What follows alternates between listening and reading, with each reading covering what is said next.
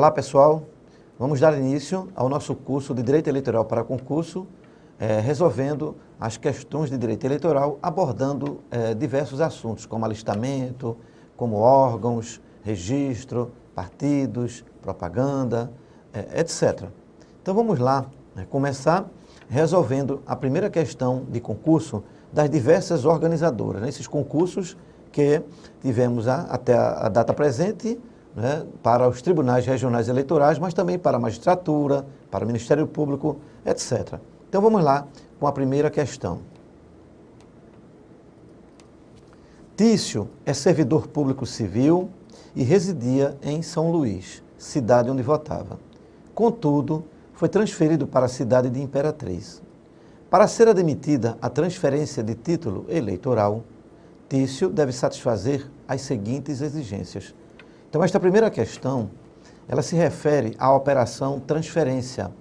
A transferência que está regulamentada na Resolução 21538 do Tribunal Superior Eleitoral. A transferência ocorre quando o servidor ou não muda de domicílio. Então, pode ser qualquer eleitor ou um servidor público, civil, militar, etc. E aí, então, ele vai requerer esta operação transferência. Vamos ver, então, a letra A, para podermos, então, explicar com detalhe a resposta referente a esta questão. Letra A. Recebimento do pedido no cartório eleitoral do novo domicílio no prazo estabelecido pela legislação vigente. Primeiro requisito. Transcurso de pelo menos 1 ano do alistamento ou da última transferência. Residência mínima de 3 meses no novo domicílio, declarada sob as penas da lei pelo próprio eleitor. Então, esta primeira alternativa aí, a letra A, recebimento do pedido no prazo estabelecido pela legislação vigente, estaria correta. Porque o último dia para requerimentos de alistamento, transferência e revisão é o 151º dia anterior à eleição. Então, quando faltar 151 dias para a eleição, este é o último dia.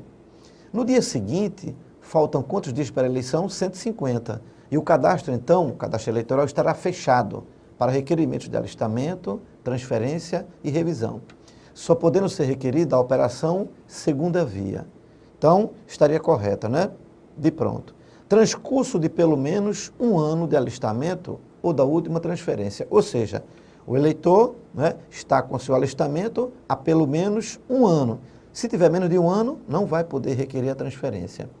E o outro caso, transferência, há pelo menos 1 ano. Então, se ele realizou uma transferência anterior e ainda não completou 1 ano, ele não poderá requerer esta nova transferência. Residência mínima de 3 meses no novo domicílio, também exigido, com comprovação por conta de luz, água, telefone ou outro documento qualquer que comprove que ele já reside há pelo menos 3 meses naquele novo domicílio. Bom, mas se ele não tiver documento que comprove a residência, o próprio RAI já diz que ele estará declarando aquelas informações sob as penas da lei. Mais ou menos assim, declaro sob as penas da lei que as informações por mim prestadas são verdadeiras. Então, se ele não tiver como comprovar seu domicílio através de um documento, a própria declaração dele no RAI sob as penas da lei prova seu domicílio. Esta alternativa estaria correta para qualquer cidadão, menos para o servidor público civil. Não se aplica ao servidor público civil, militar, autárquico e seus parentes. Então, estaria errada porque Tício é servidor público. Vamos para a alternativa B. Recebimento do pedido no cartório eleitoral do novo domicílio, no prazo estabelecido pela legislação vigente e prova de quitação com a Justiça Eleitoral. Certo. Recebimento no cartório eleitoral do novo domicílio. Qual é o prazo? 151º dia anterior à eleição. Se ele der entrada nesse prazo, estará correto, o pedido de alistamento.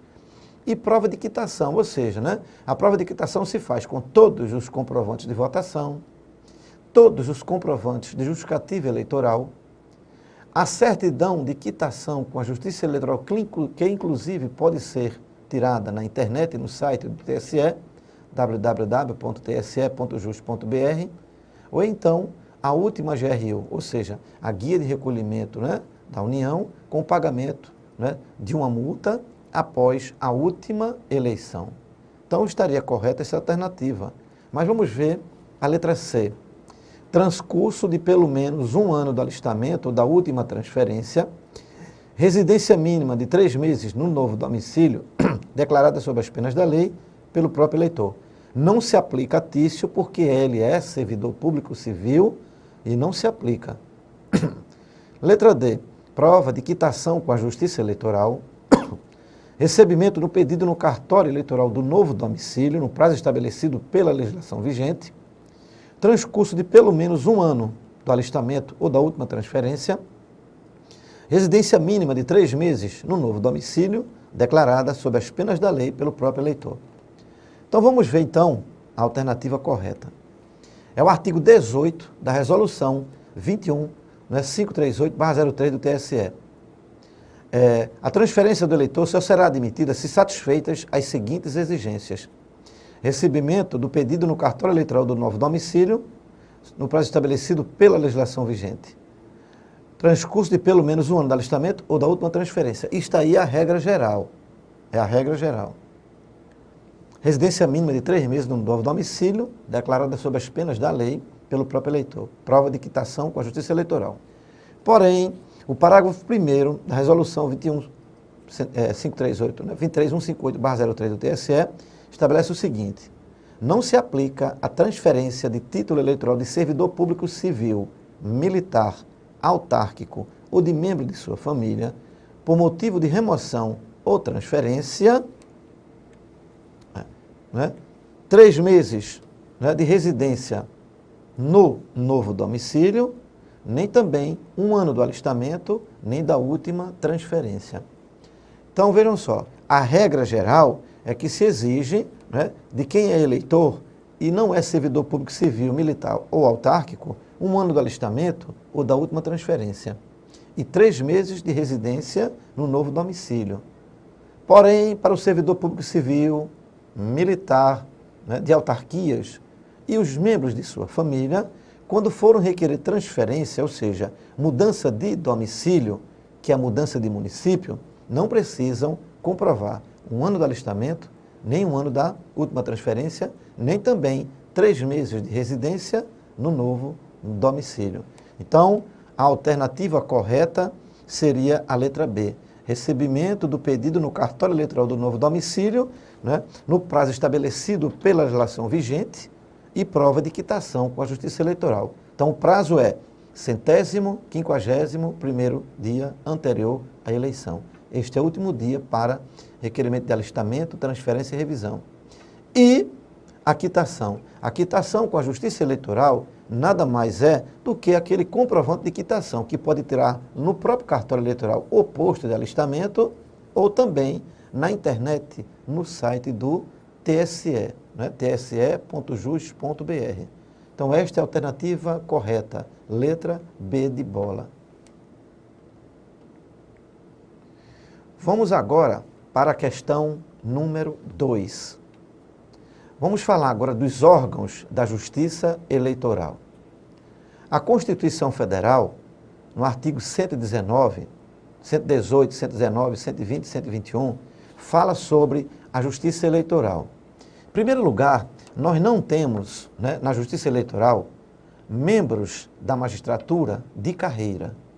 Esses membros que vão fazer parte da Justiça Eleitoral, eles vão ser, né, vão acumular a função eleitoral, né, com o seu cargo vitalício. Por exemplo, membros, né, do STJ, ministros, né, do STJ, ministros do STF, desembargadores do Tribunal de Justiça, juízes de direito do Tribunal de Justiça, juízes federais da Justiça Federal, desembargadores federais do Tribunal Regional Federal, né, e advogados. Então, todo este pessoal faz parte dos órgãos da Justiça Eleitoral. E a Justiça Eleitoral é composta por 4 órgãos. O Tribunal Superior Eleitoral, que é seu órgão máximo, os tribunais regionais eleitorais, que existe em cada estado, né? Cada estado tem um TRE, e também no Distrito Federal, O TSE, sua sede é no Distrito Federal. Os juízes eleitorais, que também são órgãos da Justiça Eleitoral, e as juntas eleitorais, órgãos deliberativos, né? Só funcionam em época de eleição. Então, o TSE é o órgão, né, colegiado de terceira instância. O TRE é o órgão colegiado de segunda instância. O juiz eleitoral é um órgão singular de primeira instância. E as juntas eleitorais são órgãos colegiados deliberativos de primeira instância. Então, nós temos aí, né, os órgãos da Justiça Eleitoral. Então, vamos ver, então, né, quais são, né, essas competências, né, desses órgãos, né, TSE, TRE, juízes e juntas eleitorais, para podermos responder esta questão.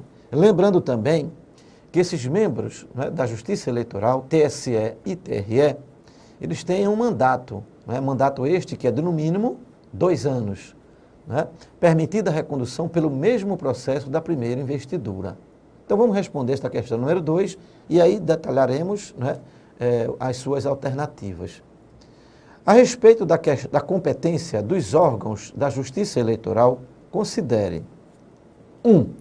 Aprovar o afastamento do exercício dos cargos efetivos dos juízes dos tribunais regionais eleitorais. 2. Processar e julgar originariamente os crimes eleitorais cometidos pelos juízes eleitorais. 3. Aprovar a divisão dos estados em zonas eleitorais.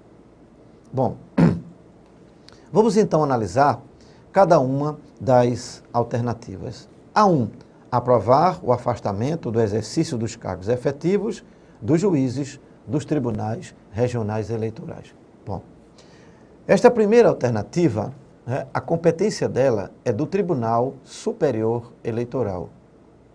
Então, aprova, né? Então, por exemplo, um membro do TRE vai ser afastado do seu cargo, né, lá do TJ, para, nas eleições, ficar dedicado, né, aos trabalhos da Justiça Eleitoral. Então, o TSE, né, atendendo o pedido do TRE, aprova o afastamento dos membros, né, dos TREs, né, que são os juízes, né, os desembargadores eleitorais. Então, eles serão afastados após a aprovação do Tribunal Superior Eleitoral. Então, é competência do TSE aprovar o afastamento, né, dos membros dos TREs, né, os desembargadores eleitorais. 2.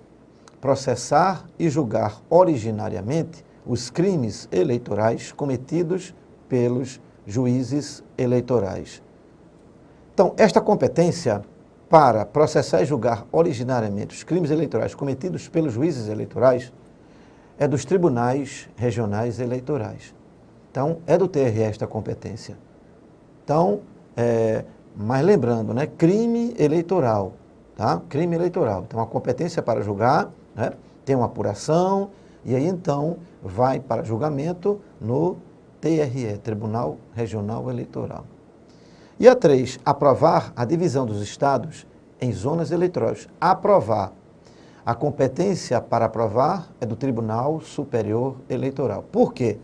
Porque a competência para dividir o estado em zonas eleitorais e também o Distrito Federal, ou criar novas zonas eleitorais, é do Tribunal Regional Eleitoral. Então, por exemplo, TRE, né, de um determinado estado, vai criar uma nova zona eleitoral, ou mesmo fazer um rezoneamento, né?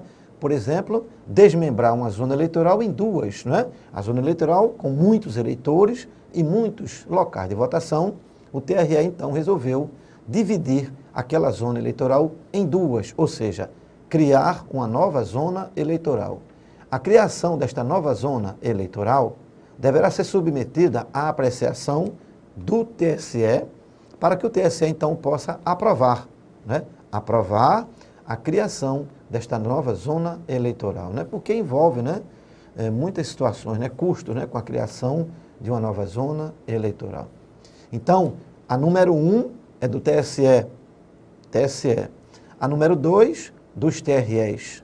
E a alternativa número 3, também do Tribunal Superior Eleitoral. Então, 1 e 3, TSE, e a 2, TRE. Então, vamos para, né, a resposta. Compete ao TSE, né, o indicado apenas em letra D de dado, né, 1 e 3, porque a 2, como vimos, é dos tribunais regionais eleitorais. Então, a alternativa correta, né, desta questão número 2 é a letra D de dado. Vamos agora para a questão número 3. Competência do Tribunal Superior Eleitoral. Então, o artigo 23, né, tá aí a resposta da questão número 3 ainda, melhor dizendo, não é só para mostrar a vocês o artigo do Código Eleitoral que trata da resposta da questão número 2, né, antes de passarmos para o número 3. Artigo 23 da Lei 4.737/65, que é o Código Eleitoral. Compete ainda privativamente ao TSE, no inciso 4, aprovar o afastamento do exercício dos cargos efetivos dos juízes dos tribunais regionais eleitorais. E o inciso 8, aprovar a divisão dos estados em zonas eleitorais ou a criação de novas zonas eleitorais. Então, aí está a resposta, né, à questão número 2, artigo 23 do Código Eleitoral. Agora sim, vamos para a questão número 3. Vamos agora tratar dos partidos políticos, né? A Constituição Federal já traz algumas regras referentes aos partidos políticos.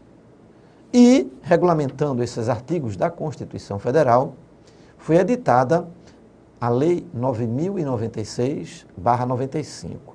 Esta lei, né, traz, né, a organização, o funcionamento, né, a estrutura dos partidos políticos, né, como eles são criados, como é que eles são divididos, né, por exemplo, a fusão, a incorporação, a extinção, etc. Né? Tudo isso aí, né, todos esses detalhes referentes aos partidos políticos estão nesta Lei 9.096/95. Então vamos para a questão número 3 e analisaremos cada inciso, cada item, e aí detalharemos, né, todos eles. Os partidos e as coligações solicitarão à Justiça Eleitoral o registro de seus candidatos, né? Então nós temos aí, então, né, o registro dos candidatos. Bom, vejam só, a Lei 9.504/97, a Lei das Eleições, trata dos registros dos candidatos, né? Dos registros dos candidatos. A Lei 9.096 fala sobre, né, a escolha dos candidatos, substituição, etc. A Lei 9.504 também trata, né, sobre registro, substituição dos candidatos. E, no tópico específico, né, ela estabelece, né, o prazo para que os partidos políticos e as coligações encaminhem à Justiça Eleitoral os pedidos de registro dos seus candidatos. Então, por exemplo, os pedidos de registro dos candidatos a presidente e vice-presidente da República deverão ser encaminhados pelos partidos ou coligações ao Tribunal Superior Eleitoral. Os pedidos de registro dos candidatos a deputado federal, deputado estadual, deputado distrital, governadores e vice, senadores e suplentes deverão ser encaminhados pelos partidos políticos e coligações aos tribunais regionais eleitorais do respectivo estado e ao TRE do Distrito Federal. E os registros dos candidatos a prefeito, vice-prefeito e vereador deverão ser encaminhados ao juiz eleitoral da respectiva zona eleitoral, ou seja, do município onde será realizada a eleição municipal. Então, estes são os órgãos competentes para receber, processar e julgar os pedidos de registro dos candidatos às eleições majoritárias, né, presidente, governador, prefeito e senador, e proporcionais, deputado federal, deputado estadual, deputado distrital e vereador. Então, vamos agora então ver este prazo, né? Partidos e coligações solicitarão à Justiça Eleitoral o registro de seus candidatos até, letra A, às 19 horas do dia 5 de julho do ano em que se realizarem as eleições. Letra B, às 19 horas do dia 15 de agosto do ano em que se realizarem as eleições. Letra C, às 20 horas do dia 5 de junho do ano em que se realizarem as eleições. Letra D, às 20 horas do dia 5 de julho do ano em que se realizarem as eleições. Vamos então ver qual é a alternativa correta. Bom, está aí o artigo 11 da Lei 9.504/97, alterado pela Lei 13.165 de 2015, né? Esta lei, né, que foi, né, promulgada, né, assinada pela presidente no dia 28 de setembro de 2015. Portanto, estas regras, né, previstas nesta Lei 23.165, que alteraram, né, essas regras vieram alterar a Lei 9.504, a Lei 9.096, né, etc. E aí, então, serão aplicadas na eleição de 2016. Por quê? Porque foram aprovadas, né, faltando mais de um ano para a eleição. Então, né, já entraram em vigor, e aí nós temos, então, esta resposta, né, no artigo 11. Os partidos e as coligações solicitarão à Justiça Eleitoral o registro de seus candidatos até às 19 horas do dia 15 de agosto do ano em que se realizarem as eleições. Então, anteriormente, né, era 19 horas do dia 5 de julho do ano da eleição. Então, agora é 19 horas do dia 15 de agosto do ano em que se realizarem as eleições. Bom, mas esses candidatos, né, eles vão ser escolhidos, né, nas convenções dos partidos, né? Então, a convenção nada mais é do que para escolher os candidatos e deliberar sobre coligações. Então, mais adiante, nós vamos ver uma questão sobre convenção partidária. Então, a resposta, né, a esta questão número 3, né, é a letra B de bola. B de bola, portanto, é a alternativa correta da questão número 3, né? O artigo 11, né, 19 horas do dia 15 de agosto do ano em que se realizarem as eleições. Vamos agora para a questão número 4. Né? Vamos ver, então, as coligações. Né? Então, a questão número 4, ela está, né, na sua resposta, está na Lei 9.504/97, que é a lei das eleições. Né? Ela regulamenta as eleições. Então, vamos lá. Em relação às coligações, de acordo com a Lei 9.504/97, considere as seguintes afirmações. Então, vamos ver aí, então, né, essa questão abordando as coligações. Né? Então, por exemplo, né, partido político, né, quando ele quiser se coligar, ele pode se coligar só para a majoritária, só para a proporcional ou para ambas, né? Majoritária e proporcional. Então, o partido político, ele tem essas três opções, né? Se coligar só para a majoritária, se coligar só para a proporcional ou para ambas, né? Porém, né, quando ele se coligar para a majoritária e for se coligar para a proporcional, na proporcional, né, as coligações serão feitas pelos mesmos partidos que estão presentes na coligação majoritária. Então, por exemplo, partidos A, B, C, D e E se coligaram na majoritária. E na proporcional? Na proporcional, poderemos ter não só uma coligação, né, entre estes partidos, mas mais de uma. Por exemplo, partidos A e B se coligaram na proporcional. E C e D também fizeram outra coligação. Então, nós temos duas coligações, né? Aí, A e B, C e D. E E não quis se coligar, vai participar da eleição isolado. Então, nós temos aí esta possibilidade de mais de uma coligação nas eleições proporcionais, né, entre aqueles partidos que estão coligados na majoritária. Então, não existe mais aquela verticalização, né? A verticalização foi considerada inconstitucional pelo STF. Então, né, vamos ver então, né, a questão referente à coligação. Vamos ver a alternativa número 1 aí, o inciso 1. É facultado aos partidos políticos dentro da mesma circunscrição, celebrar coligações para eleição majoritária, proporcional ou para ambas, podendo, neste último caso, formar-se mais de uma coligação para eleição proporcional dentre os partidos que integram a coligação para o pleito majoritário. Vamos ver a número 2. A denominação da coligação não poderá coincidir, incluir ou fazer referência a nome ou número de candidato, nem conter pedido de voto para o partido político. A 3. A responsabilidade pelo pagamento de multas decorrentes de propaganda eleitoral é solidária entre os candidatos e os respectivos partidos, alcançando outros partidos, mesmo quando integrantes de uma mesma coligação. Então, vamos ver então cada uma delas. A número 1.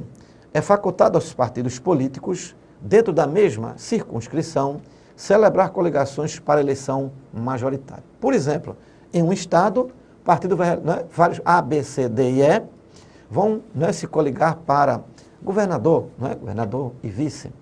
Então, teremos aí uma coligação composta por 5 partidos. Perfeito. Bom, então está aí, majoritária, ou para ambas. Então, neste caso, além da majoritária, para governador, resolveram também se coligar para deputado federal ou deputado estadual, proporcional, tá bom? E aí nós teremos, por exemplo, A, B e C e D, por exemplo, na proporcional para deputado federal. Então nós temos aí, na proporcional, 2 coligações. Por quê? Porque neste último caso, na proporcional, poderá formar-se mais de uma coligação para eleição proporcional. Mas tem que ser dentre aqueles partidos que integram a coligação majoritária. Então não pode entrar nenhum outro partido de fora para fazer parte desta coligação proporcional. Então a coligação proporcional só poderá ser realizada entre aqueles partidos que compõem a coligação majoritária. Mas não estão obrigados. Eles podem se coligar só para a majoritária e não se coligarem para a proporcional. Como também na proporcional, só 2 querem se coligar e os demais não.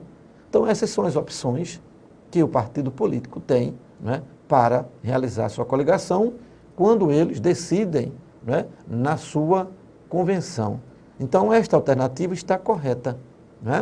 Facultado aos partidos celebrar coligações para eleição majoritária, proporcional ou para ambas. Sendo que neste último caso, na proporcional, poderá ser realizada mais de uma coligação. A denominação da coligação não poderá coincidir, incluir ou fazer referência a nome ou número de candidato, nem conter pedido de voto para partido político. Por exemplo, coligação candidato fulano de tal, não pode. Coligação número tal, ou seja, número de candidato também não pode. Nem conter voto, coligação, vote nesse partido, partido tal, também não pode. Então não pode ter nome de candidato, nem número de candidato, nem também pedir voto. Correto. A 3, a responsabilidade pelo pagamento de multas decorrentes de propaganda eleitoral é solidária entre os candidatos e os partidos políticos respectivos, certo? Alcançando outros partidos mesmo quando integrantes de uma mesma coligação, errado. Então esta segunda parte aí está incorreta. A primeira está correta. A responsabilidade pelo pagamento de multas decorrentes de propaganda eleitoral é solidária entre os candidatos e os partidos respectivos, não alcançando outros partidos integrantes daquela coligação. Então, a última parte está incorreta. Então, essa alternativa está incorreta. Vamos ver a resposta. Então, só as alternativas 1 e 2 estão corretas. Então, letra C. Vamos ver aí. Artigo 6º da Lei 9.504/97.